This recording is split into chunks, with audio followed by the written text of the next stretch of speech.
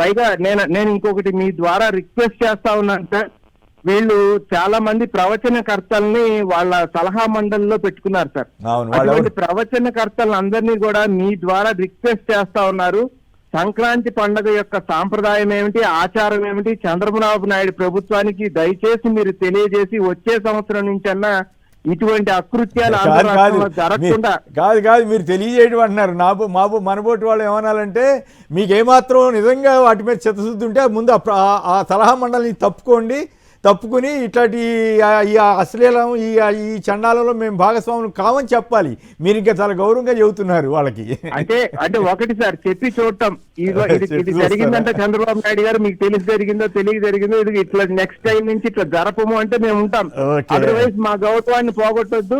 ఇది సంక్రాంతి పండుగ వేడుకలు ఈ రకంగా జరపాలి, ఇది కాదు జరపాలని అటువంటి వాళ్ళంతా కూడా వారికి ఒక ఆలోచన తెలియజేయాలి. చాగంటి గారు, గరికిపాటి గారు వీళ్ళంతా పొగుడుతుంటారు కదా, ఆ మధ్య పొగిడారు కదా. చెప్పండి,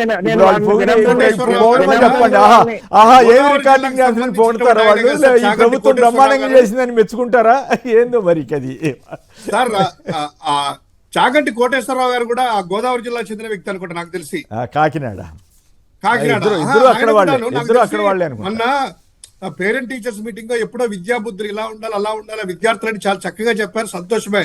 కానీ ఈ రోజు ఆయన సంప్రదాయం దానికోసం ఉన్నారు కదా. మరి నాకు తెలిసి ఆయన కూడా మనస్తాపం చేసి ఎక్కడ రిజైన్ చేస్తారేమో, మనస్తాపం చేసి రాజీనామా చేస్తారేమో అని అనుకుంటున్నాను. ఎందుకంటే ఇంత ఘోరంగా ఇలాంటి అశ్లీల నృత్యాలు సంప్రదాయాల్ని ఆయన కూడా ఒప్పుకోరు. ఎందుకంటే ఆయన స్పీచ్లు నేను చూస్తా ఉంటాను. ఆయన కూడా మనస్తాపం చేసి రాజీనామా చేస్తాడేమో అని అనుకుంటున్నాను. ఇంకోటి సార్ మర్చిపోయి ఇంకోటి అడగాల. ఇది సంక్రాంతి పండుగ వచ్చింది కాబట్టి ఒక వీడియో బాగా వైరల్ అవుతాను సార్. ఈ పండగ ఏది ఓన్లీ కమ్మవారి పండగ అంట కదా సార్, మాకు తెలియదు నిన్నటి వరకు. ఆవిడెవరో పిచ్చివాడు వాగితే ఆ పిచ్చివాడు మళ్ళీ తెలుసుకుందాం. ఎందుకంటే మీరు పెద్దలు కదా, ప్రజలు కూడా తెలుసుకుంటారు.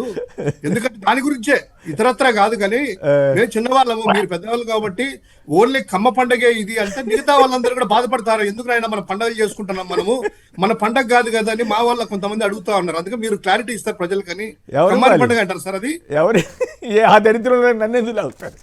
కాదు సార్, మీకు తెలిసింటది కాబట్టి చెప్తున్నాను. కమ్మారి పండుగనా ప్రజలు కూడా ఎవరైనా బుద్ధి జ్ఞానం ఉన్నాడు అట్లా మాట్లాడతారు. ఆ దరిద్రంలో నన్ను లాభమాకండి, లేనిపోయింది.